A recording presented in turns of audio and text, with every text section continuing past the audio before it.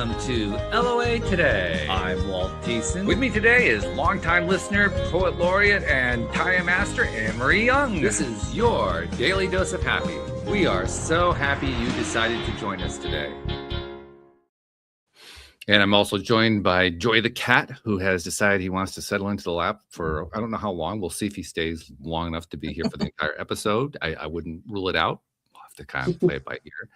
But we're also joined by somebody that Anne-Marie knows very well. So Anne-Marie, I'm going to let you do the introductions today. I know I normally do that, but this one should come from you. Oh my gosh, no pressure, Walt. Okay, so I would like to introduce the lovely Carol Dodson, who is my Reiki master or my Reiki lady. And we've only probably done a handful of sessions and she's amazing. So I thought it would be great for her to come on the show and talk all things Reiki. You thought you weren't going to do a good job on the introduction? Really? That was a lovely introduction, Anne-Marie. Thank you very much. Thank you. Well done indeed. That was good. Yeah. Welcome, Carol. We're glad to have you here today. Thank you. And it's going to be interesting to talk about Reiki too. Because I'm Reiki 2 level. I've never gone for the Reiki Master, but I've done the Reiki 2. So we have at least some basis for the conversation. That's good. Why don't we start off by talking about how you got into Reiki in the first place? And what you're doing with it today. I mean, I know that you're helping people, but tell us a few stories. Okay. Well, Reiki isn't something I even knew about 20 years ago. Honestly, I didn't even know what it was. And I'm a great believer now, having found it, and I'll tell you how in a second, that you don't wake up one day and say, guess what, I'm going to be a Reiki master and I'm going to make that part of my career. I always think that Reiki finds you. And all the people that I've had the pleasure of working with, training with over the years, have said the same thing, that Reiki finds you. And what happened is when I left uni, I started my career in media. I was always in newspapers and magazines. And I worked my way up to board level for a company called EMAT Fashion. But when my son was 2 years old, he's now 26, by the way, I left because, I felt, no one put pressure on me. I had to make that choice. People say you can have it all, being a mum and having a flying career, but something always gives. And for me, I was watching, it was my home life. I was working long hours. I traveled abroad quite a lot. I had to go to exhibitions and shows in other countries. So I made the decision then to leave media. It was hard. I guess looking back, it was who I was. I identified myself. I loved my job, but my child was more important. So I had a few years at home, more luck than judgment. Would have liked one sooner, but I had my daughter 5 years later, Grace. Grace by name, Grace by nature. And it was then, I'd always done a few freelance projects in London, but I said to my husband, I'm not a stay-at-home coffee mum. When Grace goes to school, I need to do something. I couldn't go back to media. It was like how can I explain it? Taken the corset off, stepped off the merry-go-round, and things had changed so much with the internet. It kind of left me behind. So Phil said to me, take your own advice, Carol, because before Grace was born, I had done a course in psychic and spiritual development. And this is no word of a lie, guys. It literally changed my life. And it had got me into various practices like meditation and started me on my course of learning about karma, auras. I was soaking it up. Native American traditions, Eastern traditions, all sorts of things. And he said, just take your time, put out there what you want and it'll start to come to you. Well, yeah, I really credit my husband with kind of getting me on this path that I started over 20 years ago. But what happened is I started to train as an aromatherapist, and I thought, well, when I'm trained as an aromatherapist, because all the different qualifications were taking a couple of years to get to the level I wanted, what am I going to do with it? I know in between times I'll train in Indian head massage, facials, and all the things that lovely treatments people have. But when I started doing my business, in the facials and Indian head, etc., I got so tired. I can't tell you how tired I got. I mean, ridiculously tired. And I can be quite dramatic at times. And I was like, there's something wrong with me. I've got a terrible illness. And I went back to my tutor who taught me aromatherapy, and she said, Carol, I think you're a healer. Well, I laughed. I'd never heard anything so stupid in my whole life. I thought, what is she talking about? I'd grown up, just to give you a bit of background, I was brought up a Catholic in the Catholic Church, church every Sunday, every feast day. But kind of I'm grateful to it. It gave me, you know, a good background. But from a very young age, it was never my truth. So when she said the word, you're a healer, straight away I was thinking of Lazarus and all these things from the Bible and thinking, this is weird. You know, what's going on? And so I asked her to explain, and she talked to me a little bit about energy healing and said, I think you need to formalize this, and there are various routes you can take. And she mentioned the word Reiki. Now, at the time, my mother-in-law, who's sadly no longer with us, had been having Reiki for a number of months and was singing its praises. Well, this was just kind of blind faith, because the lady that taught me aromatherapy and all my other things, I adored her, still do. And I thought, well, you know, if she's told me to do it, I'll do it. And I got on and booked a course. And as soon as I had my Reiki 1, I did the traditional Usui Reiki to begin with, which is the basis of all Reiki, by the way. But honestly, guys, it felt like a coming home. I really can't explain it. It was enlightening. When I had my first attunement, I could feel the tears coming. And I just felt something that, well, literally, I can't describe in language. It was like a coming home. So I soon went on and did my Reiki 2. And then what I was finding is that when I was doing all these other treatments, I wasn't protecting myself. So I was literally soaking in everybody else's energy, you know, like a sponge, and feeling drained. So I started incorporating Reiki into the practices, the other treatments I was doing. But after a couple of years, it kind of gained momentum of its own. And I believe that in life, when you're supposed to do something, when you're supposed to be on a particular path, you can be catapulted along it if you're open to it. And I very soon found that I was dropping the Indian heads, the facials, because people just wanted Reiki from me. And it took about 8 years before I decided to do my mastership. And the only reason I did that, not because the title master's terribly fancy, and I didn't think it made me any better or worse than anybody who was doing level 1 or 2. The truth was I wanted to teach. I was getting a lot of people coming to me saying, can you teach me? And I needed my mastership to be able to teach. But it was really interesting doing the mastership, because A, it allowed me to teach, but B, it also made me realize that when you become a Reiki master, the qualification, the attunement doesn't make you a master. It sets you on a path for life. And really, I'd probably always been on that path since I started Reiki 1, but it was all about the teaching. So a few years later, I found, sorry, I hope I'm not talking too much. I found you're doing fine. that I was, I felt after, probably a few years after the mastership, I felt there was more I could access, but I didn't know how. There was something telling me there's more here. And I was going to various Reiki conferences and etc. And spoke to one of the masters there, and she said, perhaps try, on top of your Usui Reiki, another form of Reiki. And I learned Reiki Seikin. And I was told at the time, and perhaps it's true because my Reiki seemed to open up, I don't know. I'm not an expert on that, but I believed it, that I did the level 1 to a mastership quite quickly in that, because I was already a trained master. But it gave me new attunements for myself, more symbols, more teachings, if you like. And I found then, that it just flowed, and I could go deeper and deeper. But now I believe, just practice. It doesn't matter if you're a master, it doesn't matter if you're Reiki Seikin, Angelic Reiki, Karama Reiki, all the other types of Reiki that exist. I've come to realize in my practice over the last 15 years, and this is what I believe, Reiki is Reiki.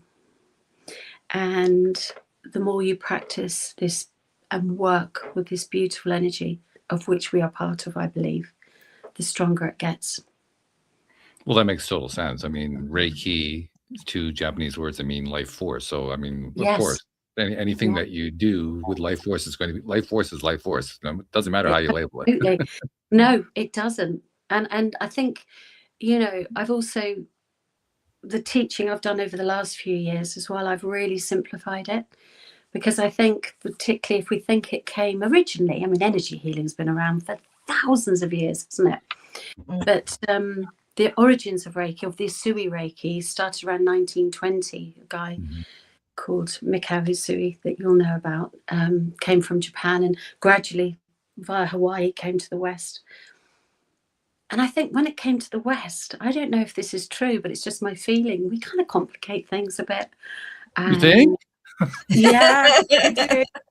And it all seems terribly, you know, we try and intellectualize it too much. And I've certainly, my experience is we don't need to intellectualize it, we just need to experience it. So I've simplified a lot of the way I teach now. And I'm almost changed the focus, because for me, Reiki is about awakening, it's about finding your true self. Well, one of the most fascinating things for me in my Reiki journey has been noting how different people on their Reiki journeys have vastly different experiences. Absolutely. Vastly different ways of understanding it, vastly different passionate entry points and exit points and middle points. And I mean, it's literally different from one person to the next. Shortly after I got my Reiki 2, I went to a Reiki share and ended up in a subgroup with 2 Reiki masters, both of whom were incredibly psychic.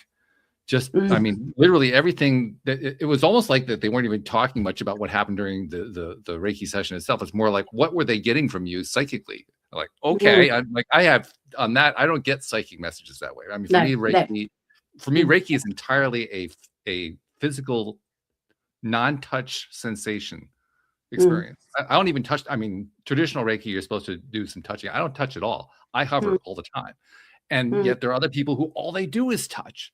There are other people. There are people who consider Reiki to be a purely physical thing with a little bit of a spirituality to it. There are other people that go practically off the deep end with the spiritual side. I mean, literally, I know there are so many different ways of understanding Reiki. It's just incredible. I agree. And I think, you know, each individual will know what Reiki means to them. It's universal life force energy, which I don't believe we're separate from. I believe we're part of that. But once people go on their Reiki path, I agree, everybody will have a different experience. And I think that that's right for them, you know. And I do think the more one practices Reiki, so I practice Reiki in some form every day, be it with clients. The days I don't have clients, because I'm running groups or out walking my dog or seeing friends or whatever, I still self Reiki. And I believe, certainly for me, that Reiki has opened up my intuition and psychic abilities. I would not call myself a psychic, but it has opened up those abilities. But then when I look back, they were probably always there. I think you're also really touching an important point when you say that it has a lot to do with the individual in terms of how it is that they're understanding and interpreting it and experiencing it. As an example, in my own case, you mentioned how you went through the Catholic Church and that was your upbringing and all that. For me, I was brought up in a Presbyterian church, which I rejected in my teens, and I left organized religion entirely. One of the things, the pieces that came along with that was a real complete distrust of anything ceremonial. So when it came in Reiki to being attuned, I said, oh, we're going to do a ceremony. Okay, well, I'll just, you know, I'll put up with it. No big deal. To my amazement, the attunement literally lifted my ability far beyond where I had been 5 minutes ago. And I had to say, what the hell was that? Yeah. So you had a great experience. Yeah. Fantastic. Yeah. It's, and I would agree with you there. I too stopped going to church, I mean, in my teens. Okay. And deviated from the Catholic Church a long time ago. Like I said, I knew from a very young age. I couldn't verbalize it, but it's probably as young as 7, I knew it wasn't my truth. Wow. Yeah. Okay. Yeah. And from a very young age, when I say about the psychic side, you know, I've had visions, I've seen spirit on occasions.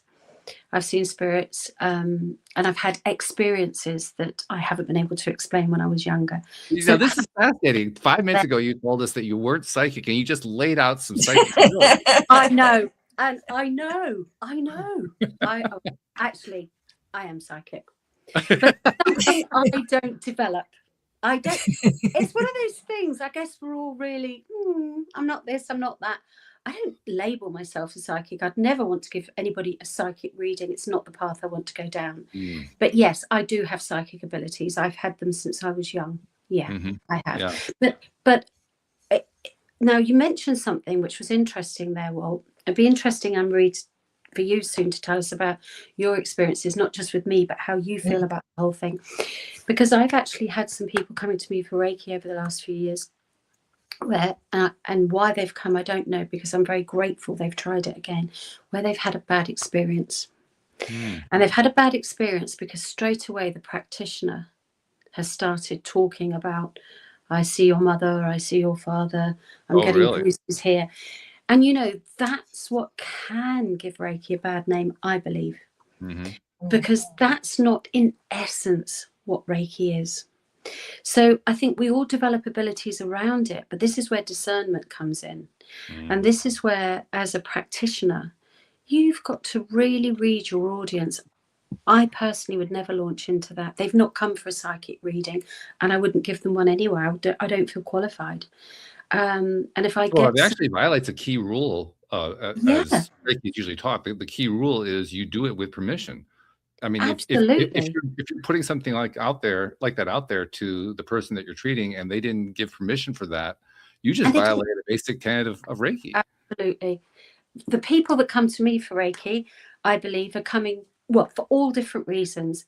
But if they want a psychic reading, they're going to go to a psychic. Yeah.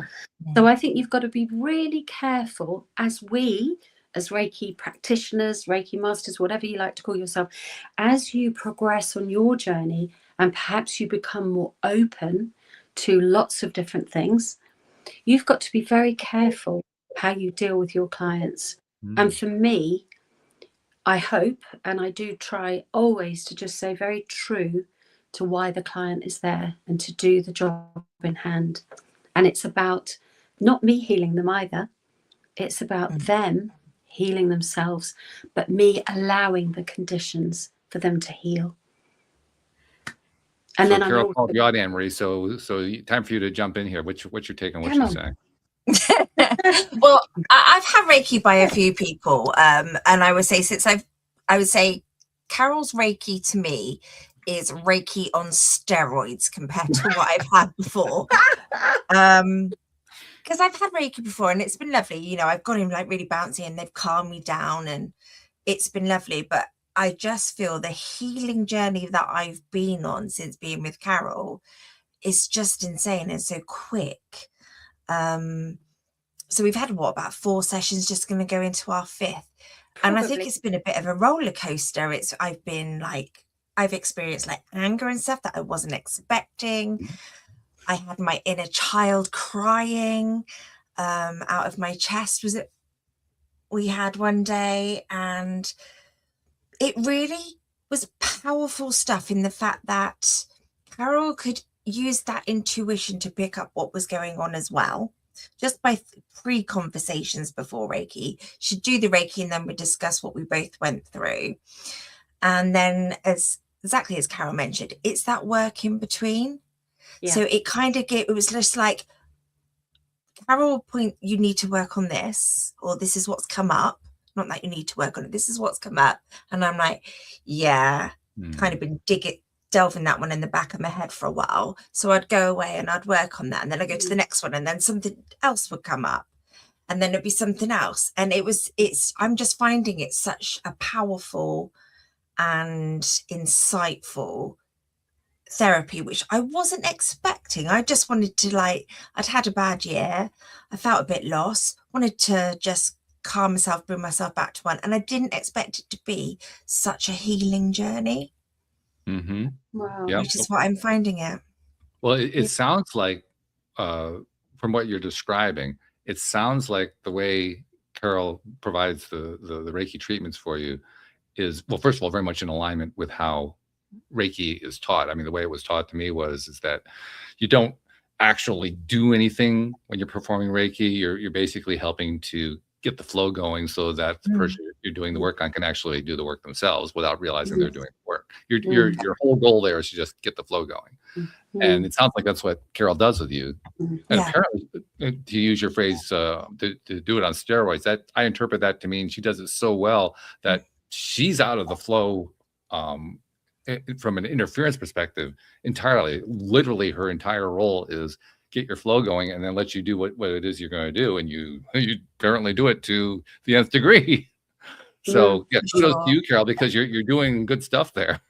Thank you. And thank you, Anne-Marie. I'm really glad you're benefiting from it. What couple of things to say there is, I trained in holistic mentorship because what I was finding in the early days of giving Reiki is, you know, as you rightly said, well, everybody, and Anne-Marie, you've had different experiences with different practitioners. So have I, because I still go to Reiki. But what can sometimes happen is it dislodges something, or they feel anger. You mentioned anger. Yeah. I think, why am I feeling angry? And then at the end of the day, the practitioner can just say, okay, well, session's finished. You know, that was lovely, but I'm angry. Why am I feeling angry? You know, or what can I do about this? And I didn't want people to just leave and wait to come back the next session. It happens, something happens again. I wanted to be able to, you know, be able to mentor them through and give them tools when they leave me. If they come back, great. If they don't, that's fine too, but tools to use in life. And that's very much part of what I've built my business on. It is Reiki, but also combined, because I'm a meditation teacher, with meditation. As you know, we often, if we have the time, at the end of the session, I lead you on a meditation or a guided visualization, always in tune with something that I've picked up that might be going on somewhere. Usually it's about settling the nervous system. It can be about self-love. It can be about releasing. And then when you leave, we talk about what's happened, don't we? And I say, well, you know, give you some tools until the next time. So it's a whole, looking at the whole holistic thing, not just bam, bam, there you go, thanks. I think it also helps because we'll have a conversation beforehand, and you're probably, where you say you're not psychic, but you're getting words and you're getting themes and you're picking up on it. Yeah. So if I say something and something will like stand out to you quite quickly, and you'll be going, oh, okay, let's just pick up on that before we go in, and then it all just ties together nicely. Yeah. Well, what you're describing is it's what I like to call the psychic's dilemma, because so much of what a psychic receives, the psychic himself or herself really has no context to know what it means. So this is what I picked up from having interviewed many psychics here on the show over the years. The number one thing that a psychic needs to overcome is not knowing what it means, put it out there and see what the result is. And just being willing to trust, no matter how stupid it sounds, to actually just say whatever it is, and then be shocked 99% of the time when it comes back. Oh, well, that makes total and perfect sense. And then you want to find out, okay, well, tell me, how does it make sense? Because I really don't know. Yeah. So I mean, you're kind of like walking a tightrope when you're a psychic, when you're a Reiki master or providing a Reiki treatment to somebody, because you are trying to help them by giving them information, and you don't even know if the information is good or meaningful until they tell you otherwise. True. Yeah, that's right. Absolutely. Or you're in the dark a bit. You know, if you pick up something and somebody just stares at you and you're like, well, come on, help me out a bit here. Is that right? Not. Come on, give me something. But what I find in the sessions, we talk about psychic, but what I find happens in my sessions, it reaches a certain point, and I never know when that's going to be. I always say to you, don't I, Anne-Marie? And I say to all of my clients, okay, you've told me, I don't know. People often say, I want to work on this today, or I've just come here because I'm feeling depressed. I'm got grief, I don't like myself, I don't love myself, I've lost my mojo, all sorts of things. Okay, the list is endless. And I always say, thank you for sharing that. But until we go in, I have no idea what's going to happen and what we're going to pick up. Because somebody might come to me because their knees are really sore, but the doctor can't find anything. Autoimmune diseases, or conditions rather, is still a dis-ease of the body, isn't it? But autoimmune conditions, I've had lots of people that come to me with autoimmune conditions, because really there's not a lot that medics can do about that. It's just like, well, rest up, you know. It's just the body kind of reacting, you know, you've just got to rest up. And it's only when I go in, what I find is, crazy as this might sound, might not to you, I hope it doesn't, but after a certain period of time, the body begins to speak to me. Yes. And I can hear what's going on. And if the body hasn't spoken to me, I will go to the end. And this is where I usually touch the shoulders. I touch the back of the head. I never touch the torso. And sometimes I will touch the knees if they're crying, the ankles and the feet. And it's often when I go to the end and I am holding the ankles, and I will say to somebody's body, what are you trying to tell me? What are you telling Anne-Marie, Walt, Carol? What are you saying? What's going on? And I get downloads. And that's when I can say to people, it's not psychic in the point of view that I say, you know, you're going to be traveling to California and you're going to meet a tall, handsome man. It's saying, you know, there's pain in your sacral, or your heart is crying, or, you know, your solar plexus is very low compared to the rest. You've lost your power. Where's this, you know, what do we need to do about this? So that's in the way that I feel I'm psychic when I give Reiki. That's perfectly in alignment with everything I know about psychic. Because all the psychics that I've interviewed, overwhelmingly, they receive a download. And what it really comes down to at that point is what I call the psychic flavor. The psychic flavor is my way of describing the fact that each person receiving a download will interpret that download within the context of their own understanding of life, the universe, and everything. In other words, it'll have their shape to it. So when you're getting your download, Carol, you have a Carol shape to it. If I get a download, I have a Walt shape. Anne-Marie gets an Anne-Marie shape. And it's kind of like it's a flavoring. It isn't even. I mean, the basic content is still the same, but because of the way we interpret it, because we have, you know, different understandings, different things that we've learned over the course of our lifetimes and so forth, it creates a flavor that influences the way that we express it. Yeah, that's absolutely correct. And that's why I would, you know, I think we've got to be very responsible with the feedback we give. Yeah, very responsible about how we give feedback. I think it's perfectly acceptable to say to somebody, you know, your sacral was low, or your solar was low, or, you know, there's a blockage here, that we've worked to free it. But yeah, very responsible with the feedback. The other thing, sorry, it was just coming to me as I was talking to you. Go for it. That I was going to say about this, where it starts to happen. And I don't know if you've experienced this, Walt, as a giver of Reiki. Anne-Marie, I don't know if you experience this as the receiver. But what I experience every single time I give Reiki to someone, there is a point. And I never know if it's going to be within 5 minutes, 10 minutes, half an hour through, or right towards the end. But there is a point when everything changes for me. The whole energy in the room changes. I am no longer it's like we've entered together another dimension. And that's when the magic starts to happen for me. And I use magic in a loose term, because I always say to people, Reiki isn't hocus pocus, woo woo magic. It's real, you know, working within the energy sphere.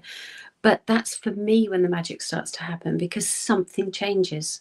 And it's just like we enter another dimension. Time almost stands still. I've got no idea. And that's when things start to happen. That's when the body starts to speak to me. That's when I can feel what's going on. That's when I can start, if I'm privileged enough, very occasionally to see auras, but I can definitely feel them. I can see things coming off. And I never know when it's going to happen. But that's the bit I absolutely love. but you can't force it. You've just got to go with it and see when it happens. And Is that's that a great something you experienced, Rob? well, no. It's a great description, and it's a great example of how it is Reiki is experienced differently by different people in vastly different ways. Versus when Carol was talking about how she'll sense a certain energy going on somewhere in a particular part of the body.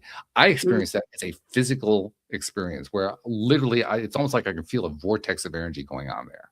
And I can feel how far from the body is. I can feel how strong it is, how weak, where it's moving to. I can feel where it's sending me to. I don't get any shifts in dimension going on. I don't get any particular messages coming through that says this particular vortex is all about the fact that this person just left her husband, and then I don't like that ever happened. I don't get that detailed information. Well, okay, but my point is, I don't get anything. I don't get any downloads like that. The only download I get is, wow, I'm feeling something there, and it's moving over here. Great. That's great too. That's it. That's my entire experience. I love it. It's a very interesting experience. Yeah. No, I must admit, I do not get information like that. Neither would I want it. Like somebody. I don't blame you. I don't think people would come to me. I don't think you keep doing it, to be honest. Darkest secrets. They'd be written all over them, and they say, "I'm not going to her." I'm getting up to. No, it's more just like a whole shift of energy when like I said, the magic starts to happen. But yeah, you're so right. Reiki it's open. It's taught in different ways. We experience it in different ways. The receiver experiences it in different ways. And you'll know this, Anne-Marie, from the sessions you've had, how each one could be slightly different. Yeah, definitely. There'll be times where I'm awake, but I'm not awake, and I'm not in the room. I don't know where I've gone. It's just a white blank. And then there'll be other times, I mean, the time we had the anger was like really fierce at me, and it was just coming out of my feet into a dragon. It's like it was sucking all the anger out of me. So I have some really freaky stuff that happens, and I have stuff that just is blank, and I don't know where I am and what I'm doing. But what happened after the anger? You remember? It disappeared. Yeah. It disappeared. Because what happened is you felt that because it was something that was there that was ready to be released in a particular session. I always say to you, and I always say to all my clients, you will only release today what you are ready to release. The body is a very intelligent thing. It's a very intelligent being. And, if people came for Reiki and everything came out at once, we'd all end up basket cases. So, we don't want that. We want it to be gradual and gentle and lovely, how people can handle each step. And that's what I love about Reiki. It's almost like we go through the layers. As humans, we're multi-layered, multi-dimensional beings. And the more we practice, the more you give yourself Reiki or you go to someone else for Reiki, the more you have any sort of healing, the deeper it can go. I think that's true. Yeah. And it's really an extension of what I was mentioning earlier, the flavoring that each one of us brings to these experiences. Because it's not just about the download, it's also about that experience of what is the Reiki experience like, both as a giver and as a receiver. It works both ways. It certainly does. And the other thing, I'm a great believer in is we attract the right people for us. Oh yeah. The world needs more holistic practitioners for sure at the moment, my belief. And it never bothers me, that there might be somebody doing Reiki in my next village or whatever, because each of us attract to us who's right for us. And every day when I start my day and I do my little bit of Reiki meditation combined, I always say, please bring the right people for me. Please let me attract the right people for me that are good for me, and I will be good for them, because I'm not for everyone. I know that, and not everyone's for me. So we're drawn to, they always say, don't they, when the student is ready, the master appears. Yeah. Many masters, many students. And that's funny because I met you at a wellbeing fair that our town put on. It was the first one. And I actually thought it was the following weekend. It's only because I heard an advert on the radio. I was like, oh, heck, it's today. Did you come on the Saturday? Did you Sorry? come on the Saturday? Did you come on the Saturday or Sunday? I can't remember. I did. I came on the Saturday, and I wasn't, Right. you know, like I say, I hadn't planned because I thought it was the following week. But I knew I had to go. I was on my own. Nobody could come with me because it helps if you give them the right day. So I came, and then you were up there on the stage and you were talking about everything that like we talk on the show and everything that I believe in, that we're all one and this is basically just our meat suit and we're all connected and about energy and attraction and things like that. And I was just like, oh, this lady's wonderful. So I went to chat to you at your table, and you know when you're just like, I have to see this lady. I have to go here. I wasn't planning on it or finding somebody wasn't looking for it, but you know, like you said, that person will appear when you need them. And my goodness, have you helped? Oh, thank you. I'm so pleased that you came. And I'm so pleased the Reiki journey is helping you. I really am. Yeah. It's wonderful. So how does Reiki tie into the law of attraction? Oh my goodness. How doesn't it? Exactly. Yeah. Well, it does, doesn't it? Completely. I mean, the law of attraction applies in every area of our life, and Reiki is about life force. I mean, it's kind of hard to find an area where it doesn't cover. It's going to be a very short list. Yeah. And you're healing people of things so that they can then attract what they want, because we've certainly done a lot on like self-care. And looking after yourself, and you're like, I wasn't connected to my higher self, and building on the connection and all that work in between that, you know, I've done and you've advised has really helped. And obviously that helps you then to attract more of that good stuff because you're not stuck. It's about, isn't it, the law of attraction? We're all manifesting all the time, aren't we? All the time. And a lot of the time we're inadvertently manifesting, aren't we? You know, people I think it's fair to say most of the time, without realizing they're manifesting, and they're not always manifesting what they want. Quite a lot of the time people manifest what they don't want, because every thought, every feeling becomes a vibration, and that vibration, you know, like attracts like. We're magnets, really. So for me with the Reiki, it's about raising the vibration, because if we want to attract whatever, not many people say, I want to attract bad things in my life.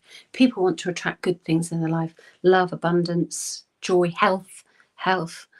But you know, they're all high vibrational frequencies. But if we are carrying emotional baggage, emotional blocks, trauma, if we don't love ourselves, you know, if we carry a lack of compassion for ourselves or others, if we can't forgive easily, then how can we manifest from that vibration? So it's about raising the vibration, isn't it? Oh, absolutely. Well, that's also the motivation behind this show, because the show started 13 and a half years ago when I needed help. That's why I started it. We covered law of attraction pretty thoroughly in the first couple hundred episodes. We're over 2,000 episodes. So in order to justify the other 1,800, I had to find a way to keep going. And for me, it was the subtitle, Your Daily Dose of Happy, was introduced at that point, because I wanted to get my vibration and everybody else's vibration up at the end of every episode. So again, same kind of motivation is what you're talking about. Yeah. No, that's fantastic. You've done that many episodes covering a range. I have a lot of help. How long have you been on the show now, Anne-Marie? Oh gosh, I must be 4 years. 4 or 5. I would say 5 or 6. It's probably 5 this year, actually. Yeah, I think so. That's amazing. And so it sounds like I'm interviewing you, but how did you two meet then? How? Because you're in America, you're in Wiltshire, England. So how did we meet? Well, so basically I was a listener. I had a coach. My first life coach was one of Walt's co-hosts. So I listened in because I was told about the show. So, and then the coach no longer was the co-host, but I still kept listening. And then Walt was like, oh, you know, if anybody wants to come on and help co-host, because you were doing it 5 days a week then. And, you know, you need a little bit of extra help. And I was just like, do you know what? If you ever need somebody to step in occasionally, I'll do it. And no, that's not Walt. Walt was like, come on, let's do it every week. So I kind of went in and I enjoyed it. And we did it with another guy called Louis. And honestly, I mean, I don't think I feel like I didn't add any perspective because I could just listen to the two of them chat. Oh, the amount I learned, I felt like I was still a listener because you still learn from it. So that's how I met Walt. And I just think he's wonderful. I love the way he challenges, I love the way he talks, and I love the shows. So I'm a big fan as well as a listener, as well as a co-host. Gosh, that's fantastic, isn't it? Oh, well done you. See, you attracted that. You manifested it. Yeah, that's well, amazing. We both did. Yeah, we did. Yeah. So Walt, do you give Reiki to people now, or? Not recently. My most recent Reiki session was about 5-6 months ago, something like that. And it was a Reiki share, and haven't done one since then. I do occasionally, and very, very occasionally, I'll do long distance Reiki for someone that I know, and always with permission. But it's not something that I do frequently. No. So guys, and what's long distance Reiki? How does that work? Pretty much the same way regular Reiki works. You can send Reiki basically, Anne-Marie, through time and space. So I don't know how Walt does it. I mean, we can do it in many different ways. You can do it via Zoom or a connection like this and see each other, or you can tune into somebody, again, as you said, with their permission. And there's different ways. I guess different practitioners have different ways of doing it. When I send distance Reiki through COVID, I would give Reiki sessions to all my regulars, but I would always do it through some sort of Zoom link because I liked to be able to see them. Sure. They were lying down, but they had they would close their eyes and hear my voice, but I would like to see. When I could see them, I could really kind of give the session, but rather than just doing it in silence or with music, I talked them through a Reiki meditation. So starting at the crown and going down. So they probably half of them fell asleep, which was fine, but I was talking them through everything I was doing. But if I give distance Reiki now, there's different ways, and it depends who's having it. I can picture them, I can have a photograph of them, or I can just sit and kind of hold them really in my mind and in my heart. And I just sit and channel Reiki for a certain amount of time. Is that what you do, Walt, or anything different? Yeah, not so different. I mean, what you're essentially saying is you find a way to focus. That's why you like the Zoom session. It gave you a way to focus. Yeah. And you need that focus so that you can hold the energy the way you need to. And when you hold the energy the way you need to, it transmits. You don't have to actually do anything. It's not like, okay, Zoom, I'm sending off the energy. Well, you can do that if you want to, but it's not needed. You can, with or without it, it still works. Yeah, it does. It's incredible. And people can report back that they feel it. They can feel something, which is really powerful, isn't it? Well, really that was part of the attunement thing, because I've now been through the 2 attunements from Reiki 1 and Reiki 2. I haven't done the Reiki Master yet. But both of the attunements, especially the first one, it happened in both cases, though. Afterward, I could immediately sense that somehow my connection had increased. That's the best way I can think to say it. Like like before when I took Reiki 1, before doing Reiki 1, I'd actually done Reiki before without realizing it was Reiki. I'd helped my ex when she would get migraines, and we picked up, I think we actually picked up a page out of a Reiki manual that she had gotten somewhere, and it described part of the process for doing a session. So I did what it described on the manual page, and I found that with my left hand, I was able to sense those energy vortexes that I was talking about earlier. I couldn't feel it with my right hand, but I could feel it with my left hand. And not all the time, but like 80-90% of the time I could feel it. After the attunement, immediately after the attunement, of course, you know what it's like when you go through a Reiki class. Immediately after, then you actually do sessions. People do a session on you, you do a session on them, that kind of thing. And I was astonished. Not only was the power in my left hand so much bigger than it was before, but my right hand had gained the same amount of power. So now all of a sudden, both hands, I was like feeling all this energy going on. I'm saying, what the hell happened here? And then after the second Reiki, it was like the whole thing expanded even further. I mean, I went to a Reiki share shortly after doing Reiki 2, And the second person that we worked on in our little subgroup, I literally was standing like 6 feet away from her as she was lying on the table. And I'm saying, oh my God, this energy is incredible. I mean, is everybody else feeling this energy that I'm feeling? Because I mean, well, first of all, she was a Reiki master and very much in tune with herself. Yeah. But Yeah. she was giving off this energy that was like incredible. And I was feeling it with my hands, with my And you body. could feel it face, from like, oh 6 my feet away. goodness. So she had or has probably still has a very powerful aura. Oh yeah. Oh yeah. Yeah. There was no doubt about that at all. Yeah. But the attunement process is also part of that experience, because would I have experienced it in that same way before I went through the attunement? I'm not so sure I would have. Yeah. Yeah. Probably not. No. Yeah. Like I said, my first attunement was really powerful. Not only did I really feel something, but it was just the effect it had on me personally. Forget the hands and energy with anyone else. It affected me. I just went to somewhere, I can't even explain, the most beautiful place. And like I said, I can only describe it as it was like coming home. I was crying. It was the most beautiful, wonderful feeling. And I can still get that feeling when I self-Reiki. Not all the time, because sometimes, you'll know this, sometimes you have 5 minutes, sometimes. But if I can sit up, I'm pointing there because my treatment room is in the garden up that way. I call it my healing sanctuary.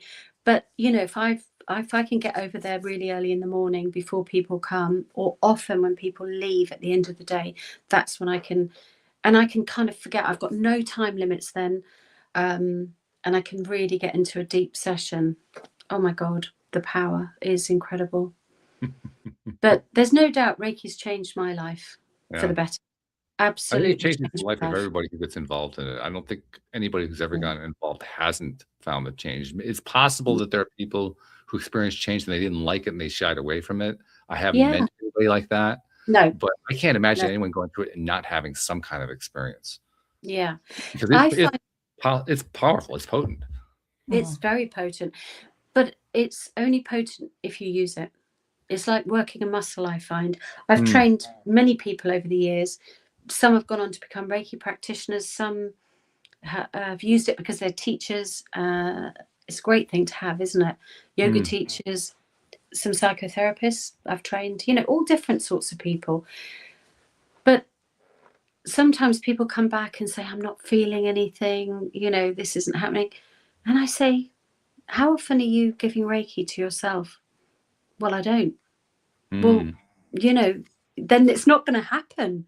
It's not this is my belief. You don't learn Reiki, you become attuned, boom, that's it, you've got it for life. It's like working a muscle. The more you use it, the more you're in tune with it, the more you call on this energy, the more you recognize it. I say call on it, but you see, I don't know if you believe this. I don't believe the energy is separate to us. I believe we're part of that universal energy. Absolutely. And when we have Reiki, it's an awakening. It's awakening us to who we truly are. And to me, I would describe it as bringing us back to wholeness. That's the way I see it. But, it's like anything. I can't train someone and they go away and never use it and then try it once and go, oh, didn't get any feeling.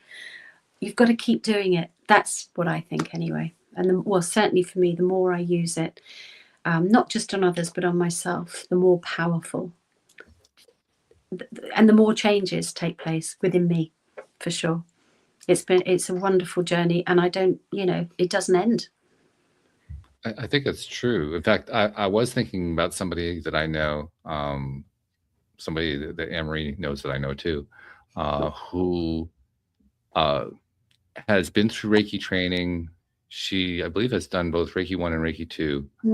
And she made that complaint. I didn't even think about it until you said it just now, but she made the complaint that she never really felt anything. And one thing I noticed with her when involved with Reiki sessions that involved her is that her energy centers were very much blocked off. I mean, it was very rare to be able to sense a vortex going on or anything like that. There were times I could do it, but it was very, very low key. And it had a lot to do with what are you talking about? You couldn't feel her chakras open? Not just Or, chakras. I mean, like anyway. if she had like a pain in her shoulder, like if somebody feels pain in their shoulder, normally I can feel the energy coming off that painful shoulder. Oh, I But see if what she you're had saying. that, Yeah. if she had something like that, it was there, but I had to really reach for it to find it. You know, I could eventually find it, but it was so deeply buried. And I think a lot of it had to do with what was going on internally with her. I'd say actually almost all of it was going on internally with her. Yeah. And so we end up blocking ourselves off. That's what blocks are really all about. She was very good at it. Yeah. If you're going to say that there are skills in life, that was one of her skills. She was really good at blocking herself off. Blocking herself off. And that's the funny thing. If she's blocking herself off, then how can you give and create the conditions for other people to heal? You can't. Well, it's something that really resonated with me when I started my Reiki journey. We all get blocks. We all do. We all carry bits of trauma. Micro traumas happen every day. It doesn't have to be a major thing, for God's sake. Might be that you've overslept, or you've had a power cut, and the electric blanket isn't working in the treatment room, or whatever. We have micro traumas every day, but we all need to be cleansed and cleared. And that's one thing that was emphasized to me. Don't ever try and work on other people unless you really work on yourself. Yeah. Well, it also is why I think your advice was good. The advice that said, keep working, keep doing the work, even if you haven't felt it yet. Because what you're really saying to that person is, if you keep doing the work on yourself, you're going to get that breakthrough moment where you do start to experience it. Yes, absolutely. Yeah, that's absolutely right. Yeah. Do you think you'd ever like to learn it, Anne-Marie? I don't know. I'm not sure if I would be a healer. Well, I didn't take it with the idea of becoming a healer. I took it just for the idea of getting the experience of it. Yeah. I think it would certainly interest me. Whether I would want to do it full time, for me, I just know I'm drawn to writing or drawing or something creative like that. For me, I just know that's my path. But I love learning new stuff. So yeah, absolutely. I mean, before probably not. Since working with you and feeling just that power, but like you say, Reiki on yourself.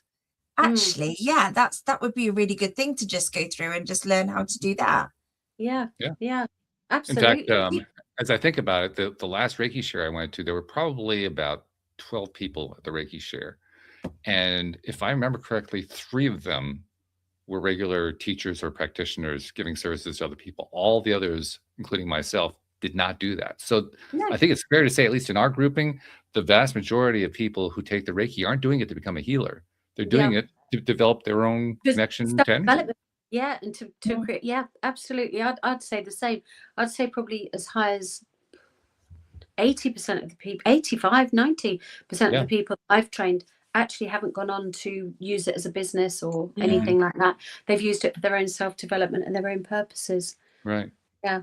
In fact, the group that I was in, there was a woman who was involved as a volunteer at a farm where they they provided a life really to horses that had previously been race horses. Yes. And that I learned quite a bit about how abusive it is to be a racehorse. Thoroughbreds aren't necessarily treated very kindly, contrary to what we might like to think. And what they wanted to do is they wanted to learn how to apply the Reiki to the horses. They actually did a Reiki share at the farm at one point. So the whole group went out to and the stories that came out of that were just astonishing. Oh, God. Because horses are very receptive to energy. They're incredibly receptive. Really spiritual animals. So receptive. I agree. I think there's a farm place near here called Greatwood, which is like a home for racehorses. And I know of various practitioners that are animal Reiki practitioners that have been there and given Reiki to the horses, and they say they respond so beautifully. But horses are used a lot in healing of humans, aren't they? Well, that's just it. I was just going to say that horses actually perform Reiki. Yeah. I've seen some gorgeous videos where, people with sort of PTSD and trauma have gone into a field with a horse and just gently touched it and stroked it. And kind of this magnetic energy between the horse and the human. And it's, you know, it's been wonderful for that human being on some level. That horse has helped heal that human. It's wonderful, isn't it? It is. In fact, one of Yeah. my other co-hosts, Jody Lynn Craven, lives in Canada, in Alberta, and she has a farm and she has a few horses on the farm. It's one of her favorite things is having those horses and tending to those horses because of that exact reason. Yeah. Yeah. Yeah. It's fantastic. Well, I'm a great believer. I mean, not everyone is drawn to Reiki, certainly to learn it, also to receive it. But I do wish, particularly in today's world, that I think we might have talked about this, Anne-Marie, I'm not sure, but how, you know, everything starts on an energetic level, doesn't it? Everything, you know, every dis-ease within the body has started somewhere. And today, you know, we have so many, particularly youngsters, you know, people under the age of 30 who are suffering from depression, some quite young children. And I don't know about in America, Walt, but here it seems that antidepressants are given out like sweets. All the time. You know, you just, somebody goes and says, well, I'm a bit fed up today. And, you know, I had a row with my husband. This is an honest story. It happened about 5 years ago, a client of mine. And so I went to the doctor. I was feeling down, you know, weren't getting on so well. And they just prescribed me a load of antidepressants and I'm not sure whether to take them or not. And I just said, oh, okay, well, I will never interfere with that. You know, I trust you know what's best for you. But did they question you or for anything else? No. And I think, my God, just imagine if we could take part of that budget that's spent on drugs and just say to people when they come initially, and I'm not talking about the people that, you know, we all need the medical profession. And my extended family, you know, have benefited from it, you know, a lot. And I'm so grateful. You know, the NHS to me, they've been wonderful to members of my family, but they're overworked. They are overworked. And if people are getting down, getting depressed, there's got to be another way to try first. You know, I would love to see doctors, when somebody goes and depressed, putting them on a course of meditation, a course of Reiki, and prescribing half an hour a day at least out in nature, and let's see where that takes you in 4 months. And I really mean that. I'm so passionate about that. I have had so many people come to me who've been feeling really down, you know, been given antidepressants. I will never say take them. I will never say don't take them. That is not my place. I will always say I trust that you will know what's right for you. But through meditation, like the groups we do, one-to-one, I'll often do one-to-one meditations with people, and through Reiki, you know, they've lifted their spirits. They have found a connection to life again. Yeah. And, you know, I really do feel that, was it Einstein or somebody said, I can't remember, somebody a lot cleverer than me, but said that, you know, energy frequency is going to be the medicine of the future, but we should be starting now. Probably Tesla, actually. But yes, I understand what you mean. Yeah. I'm curious. I mentioned Reiki shares a couple of times now. Are Reiki shares a thing there in Britain? Yes, they are. They are. Okay. I don't know of any around here, and I have to be honest with you, Walt. I would love to run some Reiki shares. I just haven't got the time at the moment. I really haven't.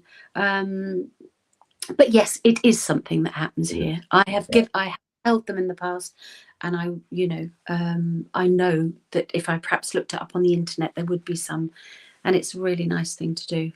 Well, the reason I brought it up for Anne-Marie, I mean, if you were thinking about whether or not to perhaps take a Reiki 1, one of the reasons to take Reiki 1 is that it qualifies you to go to a Reiki share. And Reiki shares are really interesting experiences. It's funny because it's just kind of flicked a switch in my head, because before I was like, oh, it's not something I want to do. But actually, you know, as you've been talking, doing it on yourself. Yeah.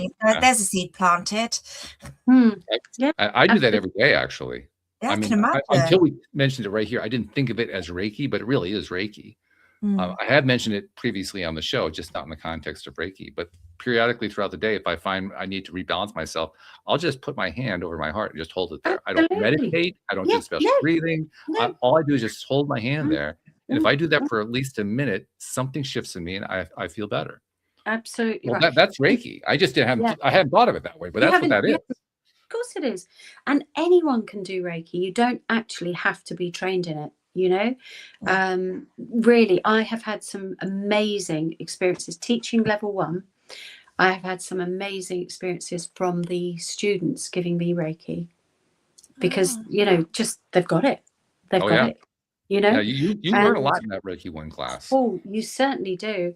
But no, Reiki Share, it's a lovely thing. Do you go to them regularly, or just periodically? Like I said, the last one I'd been to was about 5 months ago. Oh, right. Okay. Yeah. But no, they're definitely around here. But when I get some more time back, I would love to do Reiki Share. But at the moment, I can't commit to any more evenings or things like that. I get it. I totally understand it. Yeah, I know the ones who do run the Reiki shares, they are Reiki masters and they love it. They for them, it's almost like a vacation. Yeah. Because they're not on stage. They're not on display. Yes. They're just part of the crowd at that point. And they like that. It's true. And they can receive as well as give. Absolutely. But I do make sure that I go for Reiki myself and other practices, you know. I really invest in myself in that way. But I do see Reiki Share as something I'll be doing in a few years, you know, when I haven't got my young adults at home and I've got other commitments, family commitments. So when I haven't, you know, when time frees up a bit, because you can overcommit. I find you can overcommit, especially you with think the work. So? Okay, yeah. Well, that's experience a lot of people have. Yeah, and then you find, and then with the sort of work I do, you know, I don't want to get frazzled. I can't be. It's really important actually to often just step back and say no, enough. Otherwise, we're not practicing kind of what we preach, if you like. Yeah, So boundaries not just for dealing with other people, they're for dealing with yourself as well. Yeah, absolutely. One of my, I don't have resolutions as such, but something for going into this year of the horse, 2026, is for me. Appropriate, by the way. Sorry? How perfect. Talking about the gorgeous horses. Absolutely. Exactly. How wonderful we're in the year of the horse.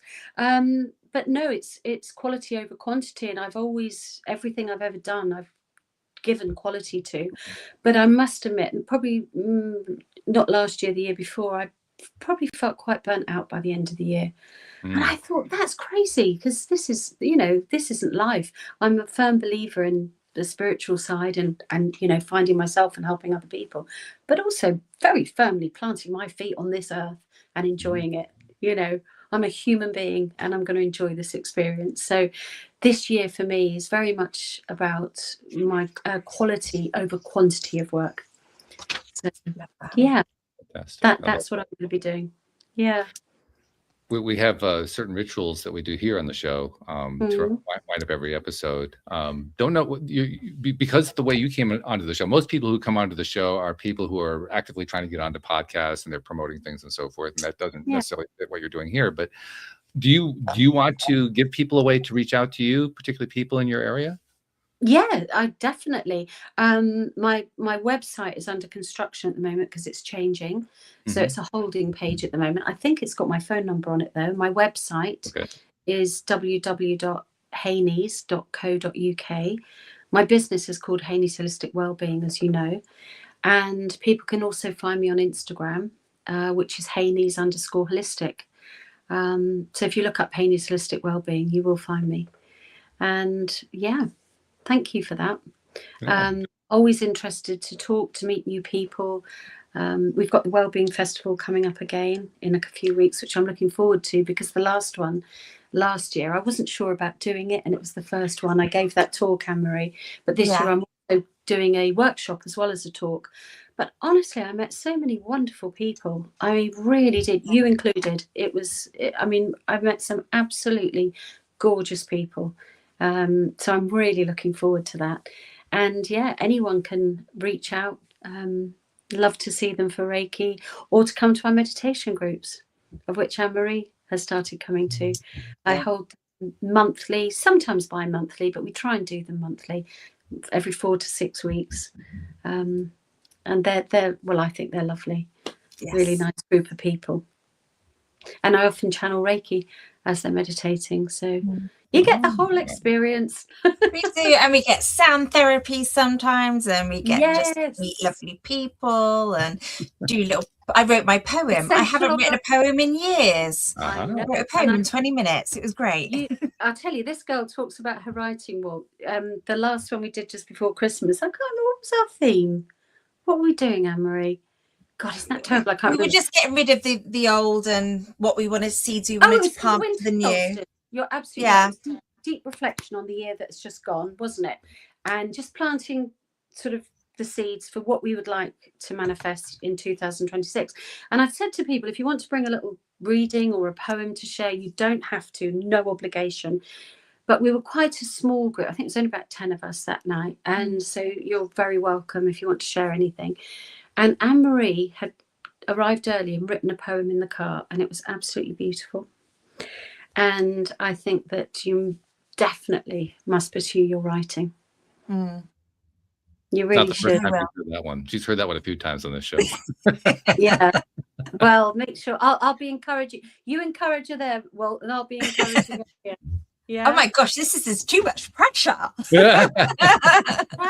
Well, Amory, if you think that's pressure, you know what the next pressure is. Oh my God, you're going to make me sum up, aren't you? As well as introducing, I thought I was going to get out of it. Are we?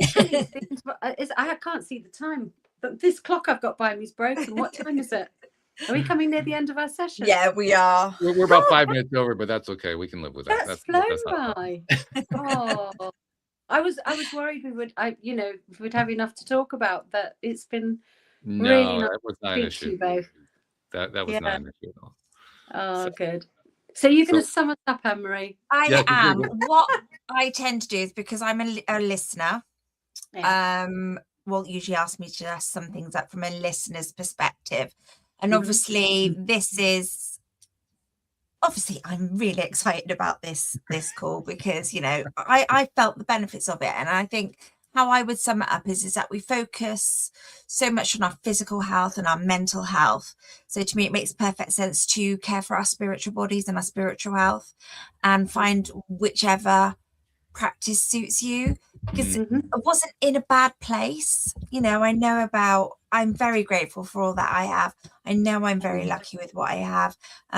But I was in a bit of a pickle last year. So to go for Reiki and have such an immense impact and to feel the healing in such a short space of time was, for me, this is why I wanted you on, Carol, just to start spreading that, and let's all look after our spiritual health.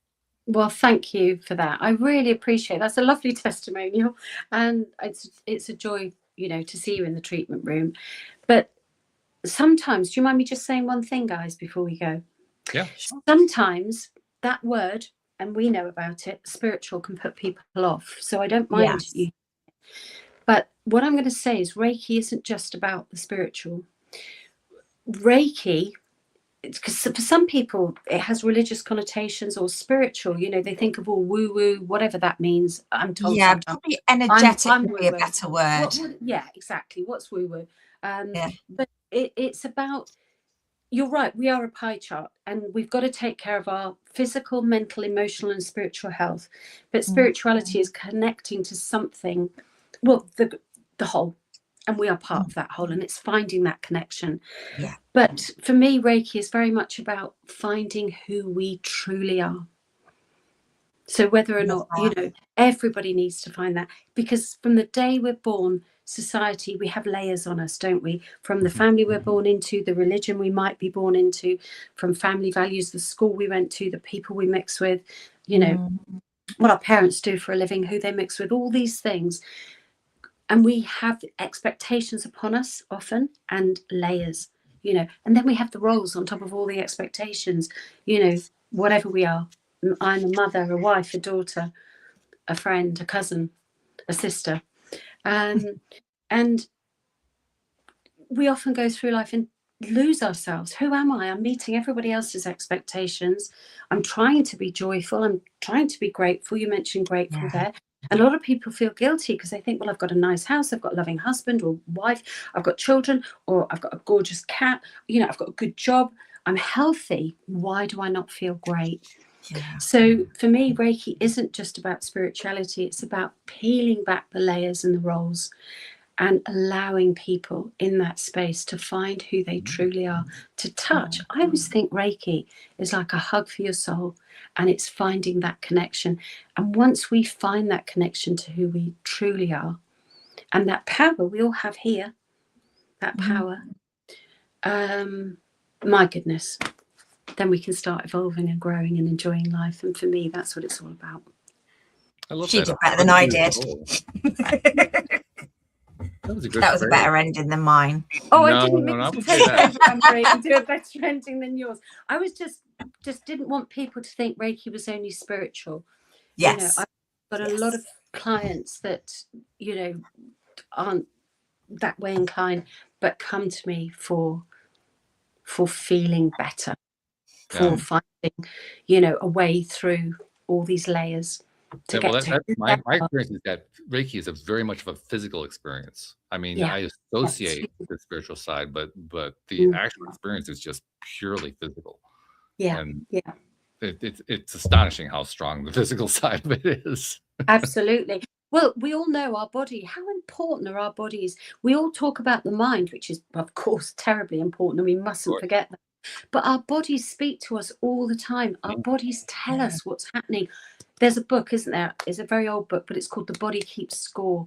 It truly does. Everything that happens to us is imprinted somewhere in this body, be it in one of the 7 major chakras. It might be in your knee, your ankle, could be in your shins, it might be in your shoulder. But every life experience we've had that's gone through us, that's leaves some sort of imprint. And when it's a dense imprint or it's traumatic, and we haven't processed it, that's still in here somewhere in this body, and it keeps score. And for me, Reiki is a way of gently dissolving those blocks and those traumas. That's beautifully summarized. I like that. That's a good finishing point. Well, actually, there's one other finishing point that we do, and it's a little bit different in your case from what most guests are all about when they come onto the show, because, like I said, most of them are promoting something, and that's not really what you're here for. But it still applies to you, because not just the fact that you did this podcast, but I'm sure there are many different ways that you apply what you've learned about Reiki in your life beyond your practice. I mean, you have your practice, and certainly you're helping a lot of people there, but you're also helping people outside of it. You're just sharing information in all the ways that you share the information. And that ties into what I like to do every episode, because we have now reached a stage, particularly with the modern technology, where we're reaching people. Very often we're sharing information with people that we never know where they're getting, what they're doing with the information that they get from us, and how they're applying it, and what the victories are that they're achieving, or what the defeats they're experiencing, or anything like that. But we're helping people without even realizing it. That's the ripple effect. That's that energetic ripple effect. Absolutely. And we don't get much credit for it, which I say, well, wait a minute, we should do something about that. So I like to say, Carol, on behalf of those people that you've never met and never seen and never will meet and never will see, who you've been helping in ways you didn't even know about, on their behalf, thank you for what you're doing, because you're making a difference in this world. Well, thank you. That's really sweet. And thank you for having me, because I've really enjoyed our chat this evening. It's been great. We've enjoyed it as well. And next time we can talk about meditation. We could do a whole hour on that one. I mean, let's. We'll do that. So thank you very much. Thank you to our podcast listeners everywhere. We will see you all next time here on LOA Today. Goodbye, everybody.